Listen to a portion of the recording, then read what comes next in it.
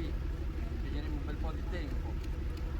Sarebbe opportuno avere qualcosa tipo un UCL da queste parti per gestire tutte le richieste. L'Opel c'è. La tua? No, la sua, perché sono tutte e due. Sì, una però perché- lì l'acqua è stata altissima.